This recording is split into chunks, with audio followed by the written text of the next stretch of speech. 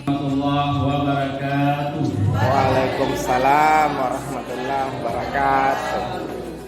Yang terhormat Bapak Kepala Sekolah SMA Negeri 9 Takalar, Wakil Kepala Sekolah urusan kurikulum, urusan kesiswaan, urusan sarana prasarana, dan urusan hubungan masyarakat.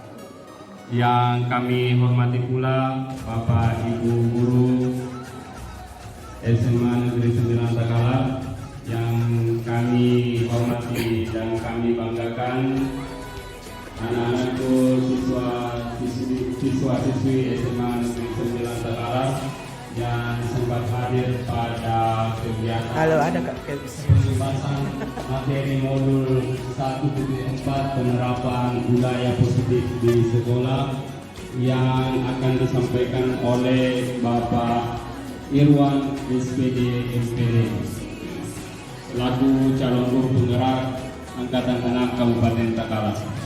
Marilah kita bersama-sama memanjatkan puji syukur kepada Allah Subhanahu wa taala. Hari ini kita bisa kembali hadir di tempat ini memenuhi undangan dari Bapak Irwan SPD MPD. Salawat dan taslim kita kirimkan kepada junjungan kita Muhammad sallallahu alaihi wasallam. Selanjutnya marilah kita membuka acara pada hari ini dengan bersama-sama membaca basmalah. Acara selanjutnya sambutan dari Bapak Kepala UPT SMA Negeri 9 Takalar yang diwakili oleh Bapak Wakil Kepala Sekolah Sarana dan Prasarana oleh Bapak Muhammad Akbar Estos MPD. Dengan ini kami persilakan dengan hormat. Assalamualaikum warahmatullahi wabarakatuh. Waalaikumsalam warahmatullahi wabarakatuh. Alhamdulillah, alhamdulillahirabbil alamin. Wassalatu wassalam ala asyrafil anbiya'i wal mursalin wa ala alihi wa sahbihi ajmain. Amma ba'd. La ilaha illallah wa la syarika lah wa anna Muhammadan abduhu wa rasuluh. Yang kami hormati Bapak dan Ibu para wakil kepala UPT SMA 9 Takalar, bidang kurikulum Ibu Rosna SPD, bidang kesiswaan Pak Hasrudi SPD MPD, bidang humas Pak Irwan, rekan-rekan teman guru, teman sejawat yang kami banggakan, serta teman-teman pengurus OSIS yang sempat hadir pada kesempatan hari ini. Marilah kita senantiasa mengembalikan rasa puji dan syukur kita kehadirat Allah Subhanahu wa taala, karena pada kesempatan hari ini alhamdulillah kita masih diberi kesempatan, diberikan kesehatan untuk memenuhi undangan dari Pak Irwan sebagai calon guru penggerak Angkatan 6. Masih dalam proses diklat, insya Allah beberapa bulan ke depan akan menyelesaikan di program diklat ini. Salam dan salam kepada junjungan kita Nabi Muhammad SAW. Beliau adalah suri tauladan yang baik. Ya, dalam kesempatan ini selaku pihak sekolah kami mengucapkan terima kasih kepada Pak Irwan atas antusiasnya di dalam mengikuti program pendidikan guru penggerak ini. Mudah-mudahan dan kita berharap apa yang diperoleh di dalam pendidikan guru penggerak ini itu bisa diberikan kepada teman-teman guru yang lain, bisa diberikan diseminasi, bisa diberikan pencerahan. Apalagi di dalam motonya guru penggerak, sama-sama bergerak, saling bergerak, dan sama-sama menggerakkan. Kita kepada Presiden Payuan untuk memberikan beberapa hal yang perlu untuk teman-teman. Ada beberapa hal yang perlu dibagi, ada beberapa hal yang perlu kita berikan secara bersama kepada teman-teman guru supaya apa yang menjadi tujuan daripada program di Guru Penggerak itu dapat kita sukseskan secara bersama. Dan sesuai dengan undangan kita pada hari ini tentang pembahasan materi di modul 14 atas nama pimpinan di sekolah ini, marilah kita bersama-sama membuka acara ini dengan membaca Bismillahirrahmanirrahim. Sekira demikian. Billahi taufiq, Assalamualaikum warahmatullahi wabarakatuh. Pak Irwan SPD MPD selaku calon guru penggerak angkatan 6 Kabupaten Takalar. Dengan ini kami persilakan dengan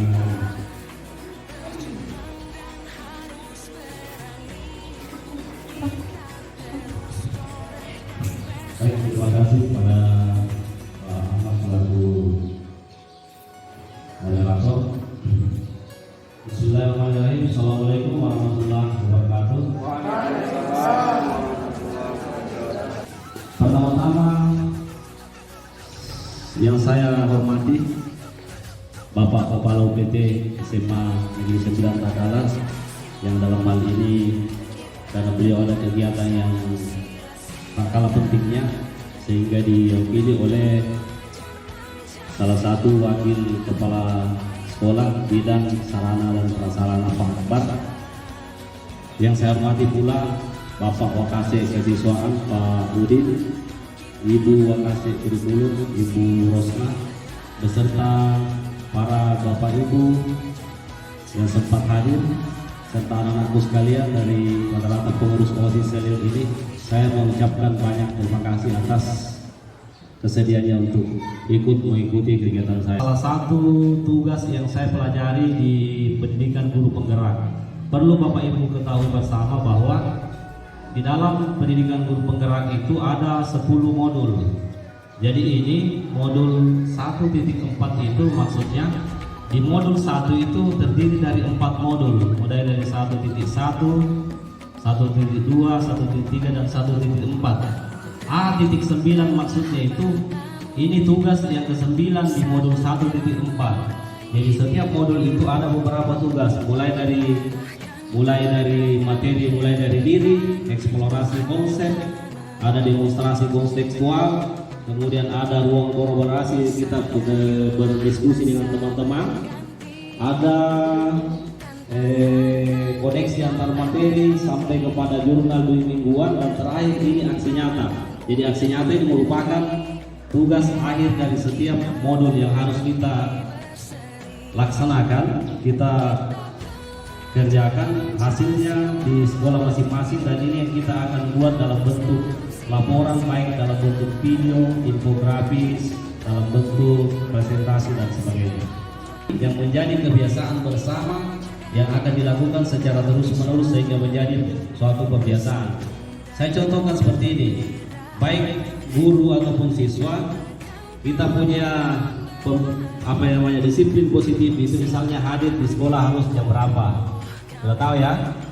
Jam 7. Ya, 15 menit sebelum jam 7.30 itu kita sudah harus hadir. Nah, kemudian harus mengikuti upacara pas jam 7.30. Jadi tidak boleh kita melewati itu kalau sesuai dengan disiplin positif, dan ini harus terjadi pembiasaan. Hal ini bukan hal baru, kita sudah biasa melakukan, tapi yang susah itu pembiasaannya. Biasanya minggu ini bagus, kemudian minggu depannya menurun, dan kemudian minggu depannya bagus lagi. Jadi ada istilahnya fluktuasi ya, gitu. Kita harapkan sudah bisa terjadi pembiasaan positif. Adapun tujuan daripada aksi nyata yang saya lakukan adalah agar murid mampu melaksanakan sikap disiplin dengan penuh kesadaran yang tumbuh dari dalam dirinya melalui pembiasaan, sehingga terbentuk budaya positif di sekolah. Gitu. Next.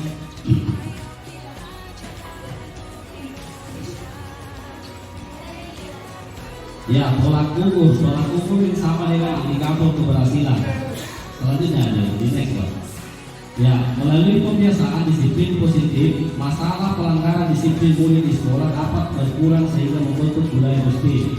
Jadi ini yang menjadi tolak ukur keberhasilan saya, bahwa tidak mesti semua pelanggaran harus hilang semua, karena namanya anak pasti ada saja kesempatan. Jadi yang diharapkan itu berkurang secara perlahan-lahan, ya, begitu. Yang kedua, sekolah menjadi tempat yang aman dan nyaman dan menyenangkan untuk belajar sehingga tercipta pembelajaran yang berlebihan kepada murid.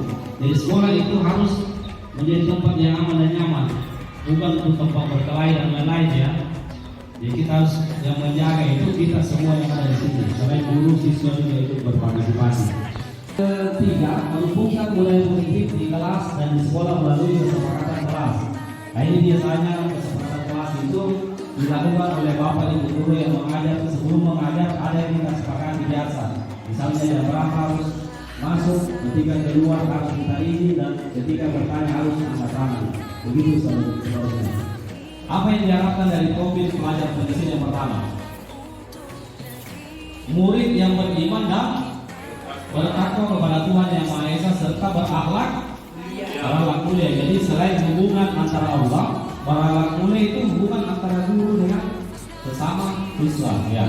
Yang kedua, berkebinekaan global. Artinya apa? Menghargai perbedaan. Jadi kan siswa itu memiliki kultur, latar belakang budaya yang berbeda-beda. Kalau di sini mungkin tidak ternampak, tapi kalau saya waktu saya di Papua itu sangat kelihatan karena semua suku ada. Kita harus saling menghargai. Jangan mencela kalau ada logatnya dari gunung agak pelan-pelan logatnya.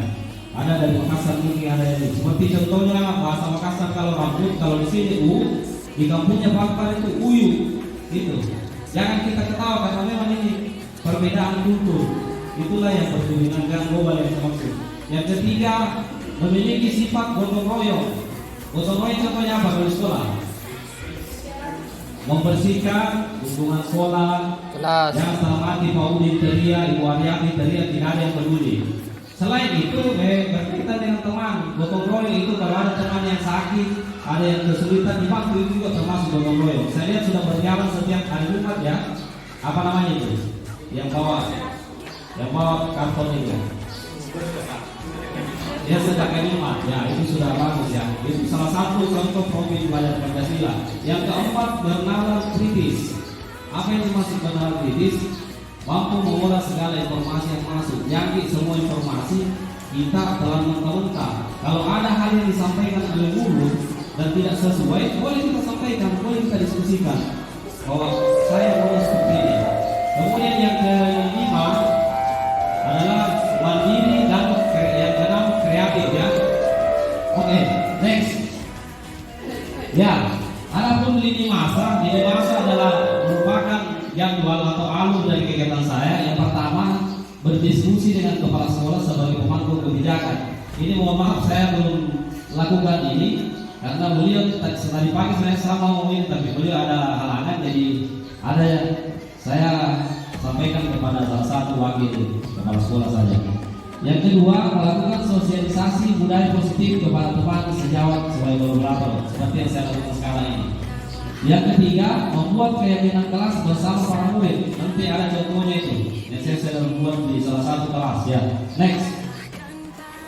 Nah, ini pembahasan utama 5 posisi kontrol. Yang pertama, posisi kontrol sebagai penghubung. Di sini guru yang berposisi sebagai penghubung itu biasanya langsung menyalahkan murid yang kedapatan melanggar kesepakatan kelas atau keyakinan kelas tanpa mempedulikan alasannya.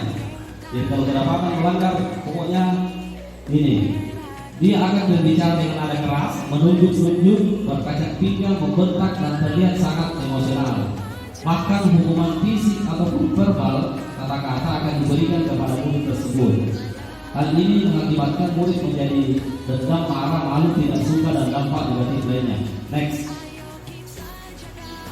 Nah, posisi kontrol yang kedua sebagai pembuat rasa bersalah. Pada posisi ini biasanya guru berbicara dengan nada yang cenderung lembut, tenang, namun kata-katanya menyalahkan murid. Misalnya guru mengatakan bahwa saya ingat menderita akibat perbuatanmu yang selalu terlambat datang ke sekolah. Apa kamu tidak kasihan sama saya karena nanti saya akan ditegur oleh bapak kepala sekolah? Akibatnya murid merasa bersalah, harga diri, dan menarik diri dari pergaulan teman-temannya. Itu. Yang ketiga, next. Posisi kontrol sebagai teman. Guru akan bersuara dengan ramah, cenderung bersenda gurau untuk menghangatkan suasana. Tercipta hubungan yang akrab, namun menyebabkan murid tergantung pada satu orang, tidak mandiri dan tidak bisa berpikir untuk dirinya sendiri. Misalnya kalau Pak Akbar mengajar, selalu dia rangkul anak-anak, tidak apa-apa kamu pergi pelanggaran, tidak apa-apa, dan sebagainya. Kalau Pak Udi, misalnya kan beliau kan urusannya kesiswaan, tentu harus tegas. Akhirnya anak-anak selalu tergantung kepada Pak Akbar, bahwa tidak apa-apa, ada Pak Akbar sebentar saya ini. Yang lain tidak dipedulikan, itu keburukannya ini. Next operator. Ganti ya, santai ya. Yang keempat, posisi kontrol sebagai pemantau.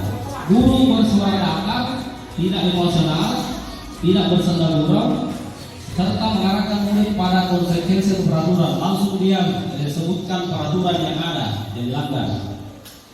Guru harus selalu memantau murid saat diberikan sanksi. Akibatnya murid mematuhi peraturan karena takut akan konsekuensi dan mendapatkan pantauan. Contohnya begini, ada murid terlambat, 1 jam pelajaran kita sudah selesai, tugas dikerjakan yang lain, dia terlambat. Dia akan menyadari kesalahannya bahwa sebentar jam istirahat dia akan kerjakan, tetapi harus kita awasi. Jadi dia kerjakan karena dia awasi. Coba kita tinggal sebentar, tidak mengerjakan itu. Karena dia dipantau, mengerjakan karena dipantau. Yang terakhir, posisi kontrol sebagai manajer ya. Ya, next. Posisi ini yang dianggap paling ideal. Guru bersuara netral, tidak berdarah tinggi, tidak emosional, tapi tidak juga terlalu ramah. Dia bersifat netral. Guru dengan tulus mengajukan pertanyaan-pertanyaan bermakna yang akan membuka pemikiran murid. Guru membimbing murid untuk memecahkan masalahnya sendiri. Akibatnya murid menjadi mandiri, bertanggung jawab dan dapat memecahkan masalahnya sendiri. Baik, selanjutnya kan tadi saya di awal menyampaikan bahwa 2 materi yang saya sampaikan yang saya terkait, yaitu 5 posisi kontrol dan segitiga restitusi. Sekarang sudah materi yang kedua, yaitu segitiga restitusi. Di next saja Pak, karena sudah saya sampaikan. Next. Ya, perlu saya jelaskan sedikit bahwa segitiga restitusi itu adalah proses menciptakan kondisi bagi murid untuk memperbaiki kesalahannya sehingga karakter mereka lebih kuat ketika kembali kepada kelompok atau temannya. Nah, kalau melihat ini, yang tadi, yang mana yang kira-kira yang sinkron dengan ini, yang 5 posisi tadi, sebagai apa? Kalau segitiga restitusi, baik sebagai penghubung, pembuat masalah bersama. Nah, betul ya, sebagai manajer ya, betul. Sebentar ada contoh kasusnya. Next. Ya, yang pertama dari segitiga restitusi itu adalah menstabilkan identitas. Di situ kita biasa bertanya kepada siswa yang bermasalah, menurut kamu apakah perbuatan yang kamu lakukan tadi itu benar atau salah? Misalnya ada yang berkelahi ya di dalam kelas atau berselisih paham. Kemudian kita sampaikan setiap orang pernah melakukan kesalahan, termasuk saya, guru kalian juga pernah melakukan. Jadi kita sampaikan secara pelan, nada kasar, nada tidak kasar, lembut, tetapi tidak juga terlalu halus. Artinya netral sifatnya kalau kayak ini. Next ya. Ya. Segitiga restitusi yang kedua adalah validasi tindakan yang salah. Kita bertanya, kamu pasti punya alasan sehingga kamu melakukan hal itu. Tentunya, pasti kalau orang berselisih paham pasti ada alasannya ya. Mungkin dia sebut kita dengan bukan lawatan, tapi bukan di mana-mana bukan ya. Ya. Kemudian guru mengatakan saya di sini tidak ingin menyalahkan siapa-siapa. Jadi guru tidak boleh menyalahkan siapa-siapa. Tetapi kita menyampaikan bahwa kalau ada masalah seperti ini tentu ada jalan terbaik yang bisa kita tempuh. Misalnya kita sama-sama menghadap guru-guru mereka, wali kelas. Jangan kita lanjutkan pertengkaran itu sendiri di kelas. Next ya. Yang terakhir menanyakan keyakinan. Yang pertama itu, tahukah kamu keyakinan kelas apa yang tak dilanggar?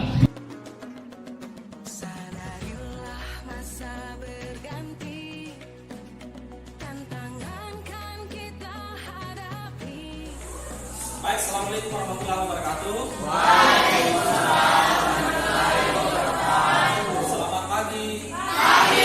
Apa kabar hari ini? Baik. Alhamdulillah sehat semua. Baik teman sekalian, hari ini saya ingin menagih tugas menggambar yang saya sudah selesaikan di rumah. Coba semua naikkan tugasnya, saya mau lihat satu persatu. Coba. Ya, bagus ya. Ini. Ya, mantap, bagus. Ini. Dipanggil. Apa? Saya sudah dikerjakan. Oh, tidak dikerjakan. Oke, sebentar kalau begitu menghadap dulu ke Bapak. Ada beberapa yang saya ingin sampaikan ke Bapak.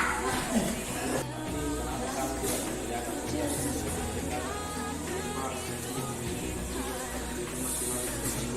Ya, saya sudah menjelaskan kamu.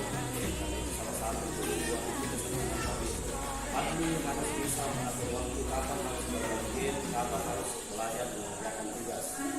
Pak, saya memang salah dan saya memang.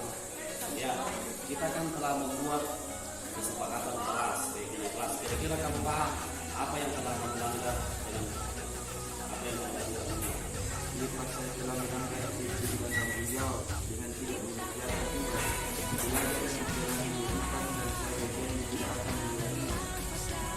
Kembalinya tidak menyelesaikan karena selalu berpikir. Di sini guru tidak langsung menyalahkan. Saya sampaikan bahwa game memang itu zaman sekarang adalah salah satu bentuk hiburan yang banyak digemari. Tapi anak-anak harus pintar membagi waktu.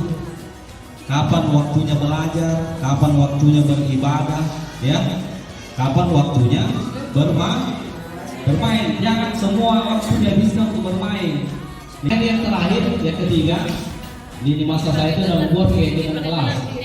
Keyakinan kelas adalah keyakinan persahabatan yang dibuat dengan melibatkan siswa secara langsung dalam membuat. Harapannya kenapa? Supaya siswa paham kesepakatan, keyakinan atau aturan yang akan diterapkan itu karena dibuat bersama. Ada contohnya tapi wali kelas 12 IPS sama siswanya 2 orang.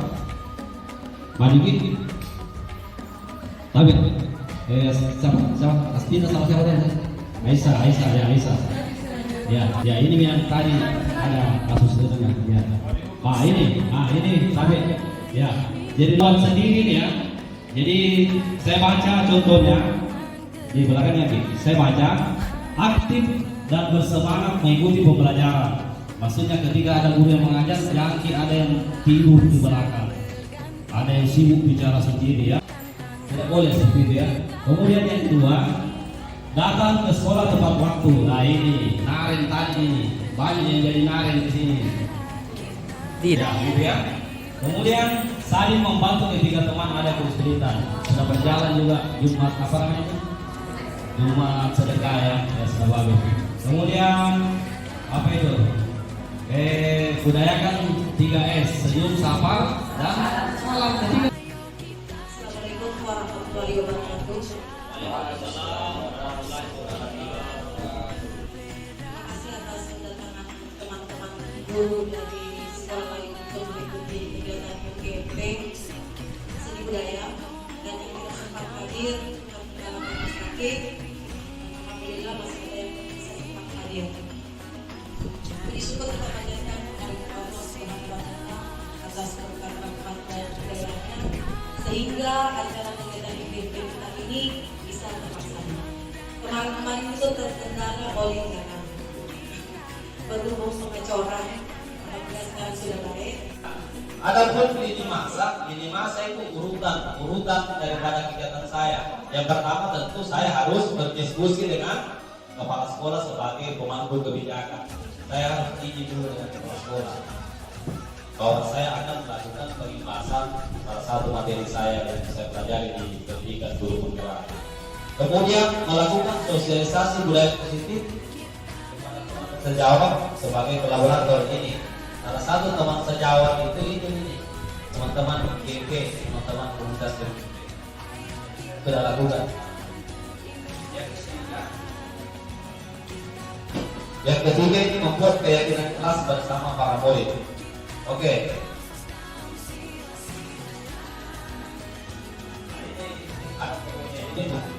Ini dulu pertama saya waktu diskusi dengan kepala sekolah. Kemudian ini maksudnya tadi saya sosialisasi ini baru saya yang nomor kedua. Yang ketiga ini contoh waktu saya lokakarya ini contoh membuat kesepakatan kelas itu. Jadi semua peserta disuruh menulis kemudian ditempelkan di sini apa-apa yang ditulis. Gitu ya.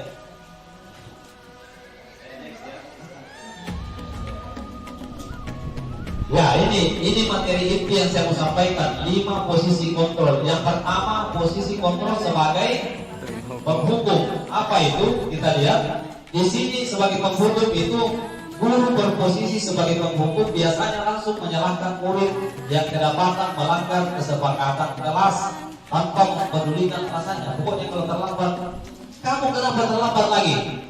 Aduh, tidak. Kamu kemarin terlambat lagi. Sekarang terlambat lagi. Tidak ada alasan untuk memberikan alasan kepada guru. Guru langsung menyalahkan murid seperti itu. Kemudian yang kedua, bicaranya keras.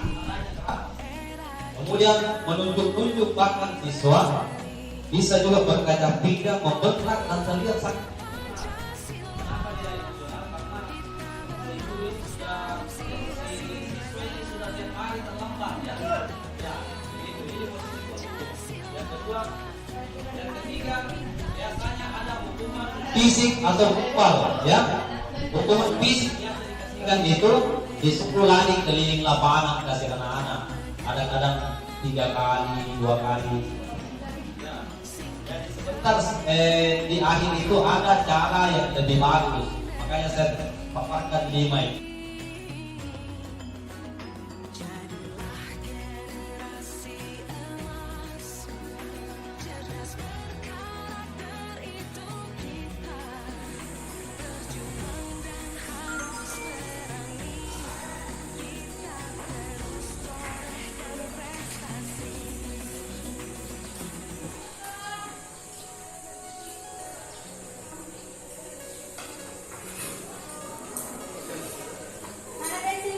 Ini saya pinjam. Kamu mencurinya? Saya bukan mencuri, saya hanya meminjamnya. Tapi kamu tidak bisa ke saya. Baik, saya memang ini karena saya tahu bagaimana permasalahan yang ada. Pak, saya cuma pinjam sebelumnya. Masa saya dikira jadi? Ya, saya pasti bisa, Pak. Ya, pasti kamu marah karena saya Bapak juga pasti akan marah. Tidak ada yang bisa. Lalu apa yang akan dilakukan? Ya, saya marah-marah dengan dia dan saya mematahkan fungsinya, Pak. Waktu sampai di situ ya, yang kamu lakukan itu pasti ada alasan tertentu kan? Ya, iya, Pak. Saya tidak terima dibilang mencuri. Saya cuma pinjam kok.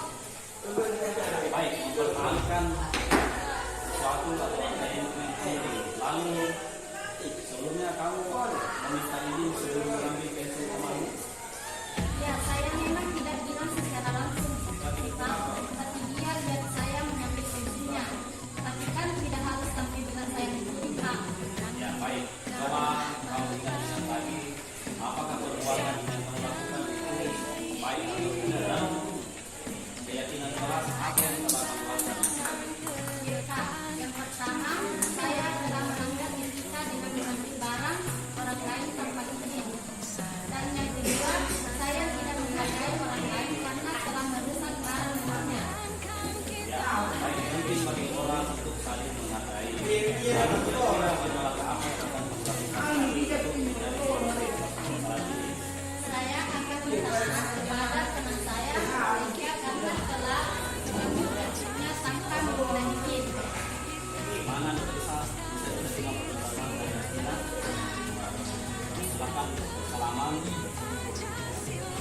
Ini saya bukan hadis yang khusus yang saya jelaskan bahwa ada yang bertengkar gara-gara bensin ya di sekolah aku ini.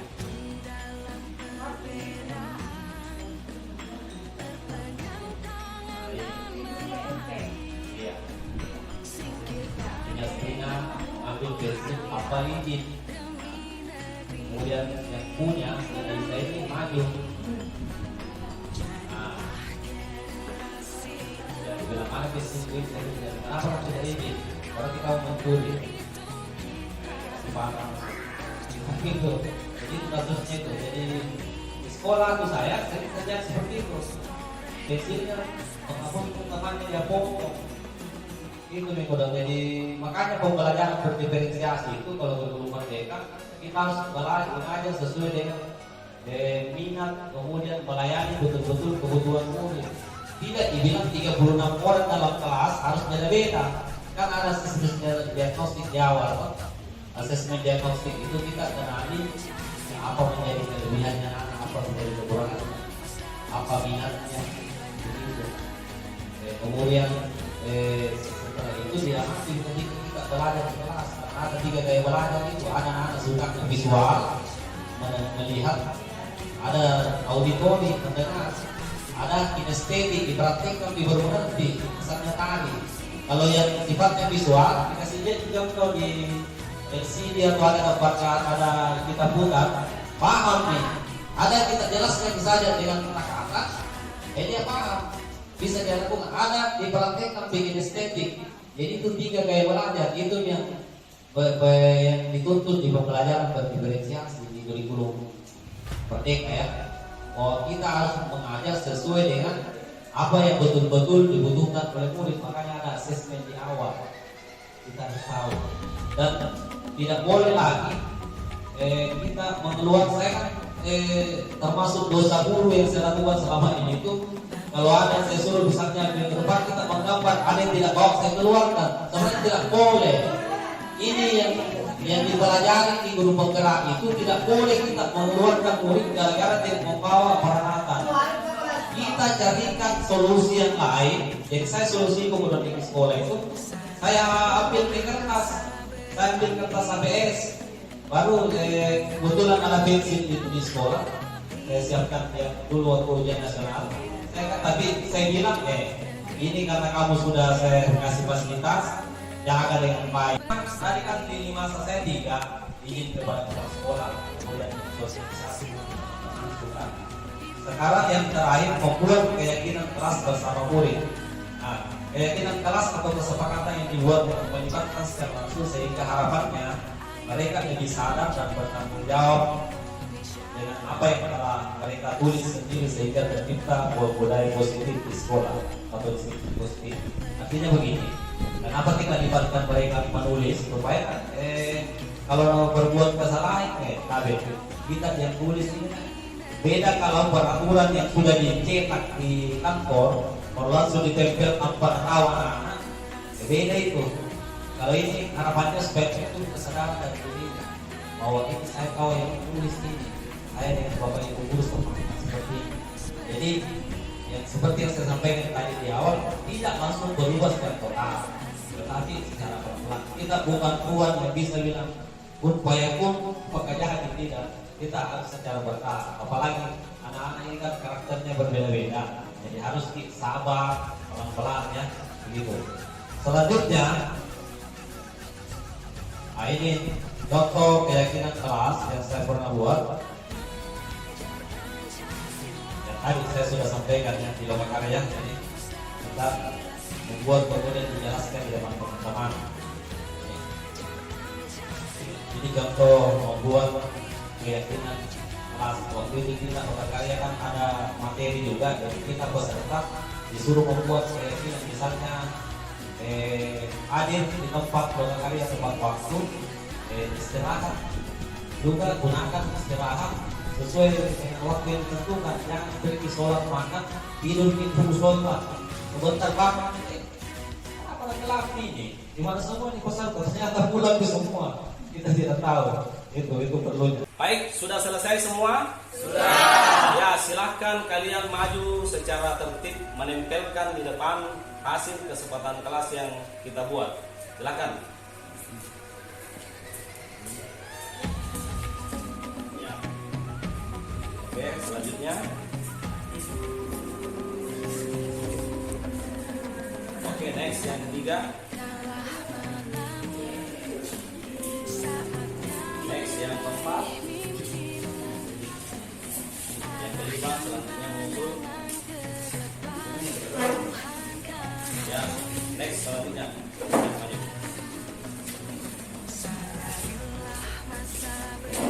Oke, Paldi. Kemudian siapa? Aisyah ya, Aisyah. Oke, maju Agus.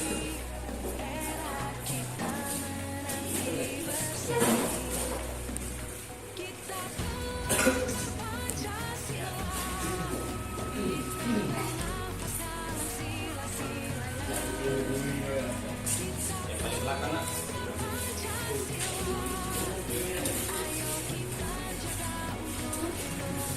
Ya, satu lagi ya. Oke, sudah selesai semua, kita tempel ya. Itulah tadi, demikianlah tadi pemaparan dari pemaparan materi tentang penerapan budaya yang positif. Masuk di sesi sharing dan tanya jawab. Siapa tahu dari teman-teman ada yang mau sharing dan tanya jawab tentang seputar daripada pemaparan budaya positif di sekolah. Dari perwakilan dari SMA 1, Bu Andi Andriani. Singkat, padat dan jelas.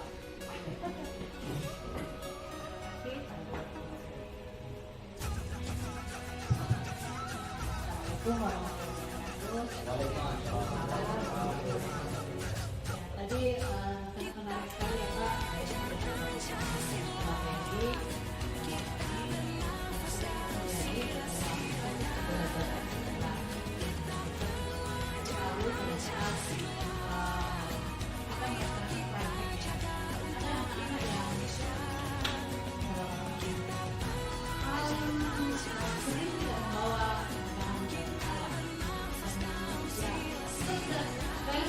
Bawa karena kita sudah bagi-bagikan lagi, kita punya gambar, buku gambar tentang orang. Jangan, begitu tidak ada, begitu tidak ada. Saya dicarikan lagi, ya berbagai alasan ya. Terus minggu depan begitu lagi Pak. Jadi biasanya kita bertindak sebagai manajer, ujung-ujungnya kembali ke penghukum. Seperti itu. Jadi bagaimana solusinya supaya kita tetap jadi manajer.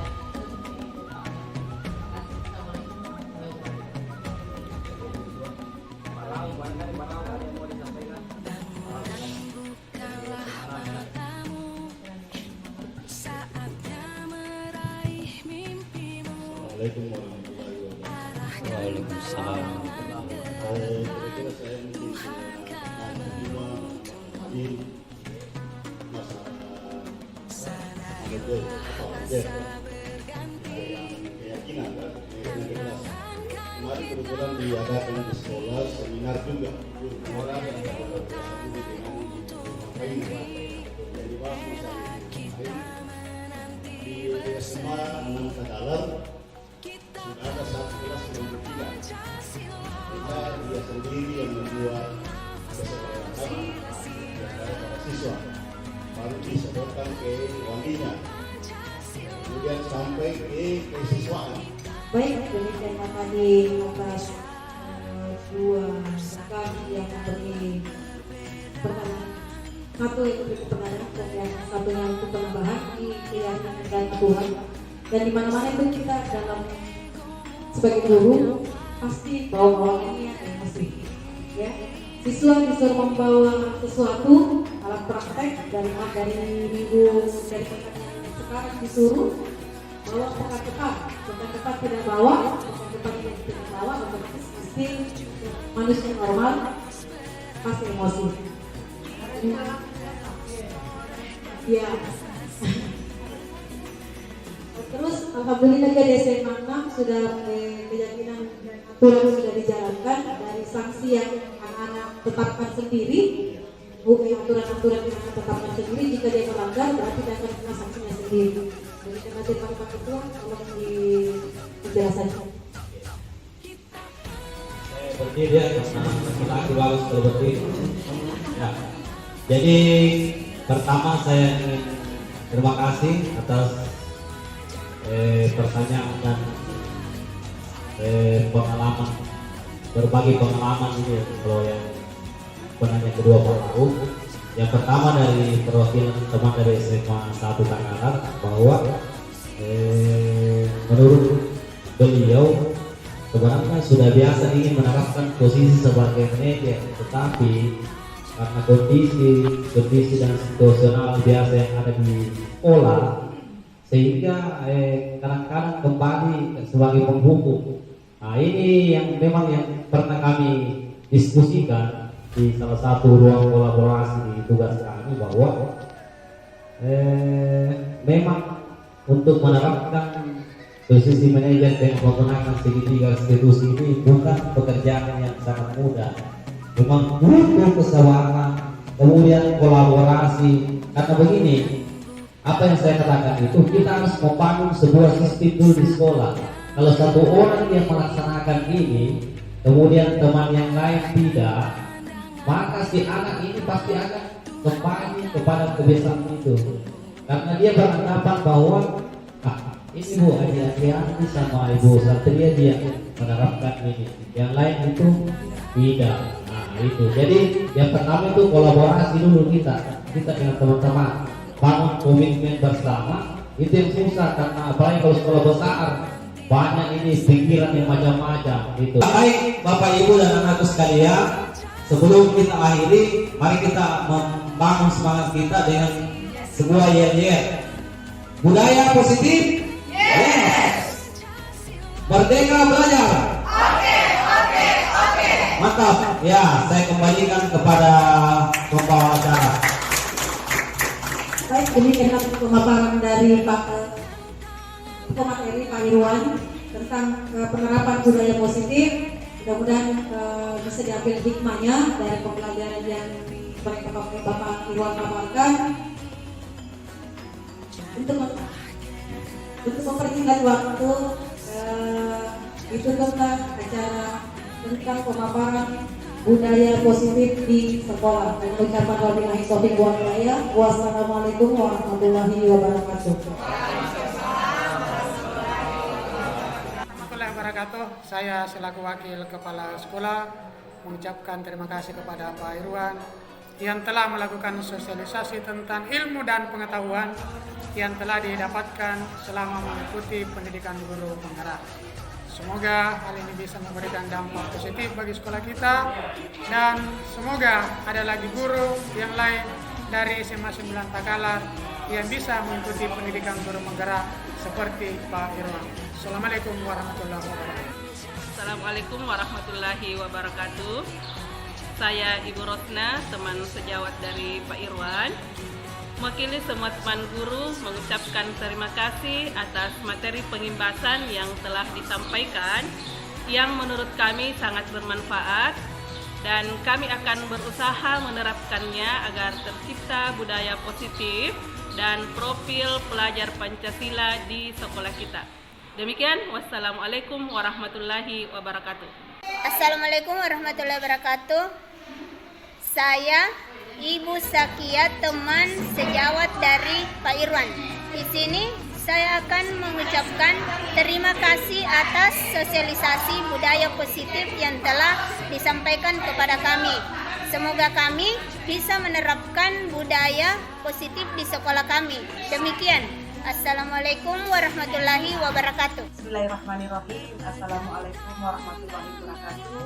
Saya Ibu Suwijeng selaku teman MGMP dari Pak Irwan, mewakili teman-teman guru MGMP Seni Budaya SMA se-Kabupaten Takalar. Saya menyampaikan terima kasih atas materi pengimbasan budaya positif yang telah dipaparkan oleh Pak Irwan. Dan semoga kami bisa menerapkan di sekolah kami masing-masing. Demikianlah, wassalamualaikum warahmatullahi wabarakatuh. Bismillahirrahmanirrahim. Assalamualaikum warahmatullahi wabarakatuh. Demikian kegiatan pengimbasan budaya positif yang telah saya lakukan. Yang pertama di sekolah saya di SMA Negeri 9 Takalar. Kemudian yang kedua di kegiatan MGMP Guru Seni Budaya SMA Kabupaten Takalar. Semoga apa yang telah saya lakukan ini bisa bermanfaat bagi kami semua dan kami bisa menerapkan disiplin positif di sekolah masing-masing yang bermuara kepada terciptanya budaya positif dan profil pelajar Pancasila. Demikian, wassalamualaikum warahmatullahi wabarakatuh.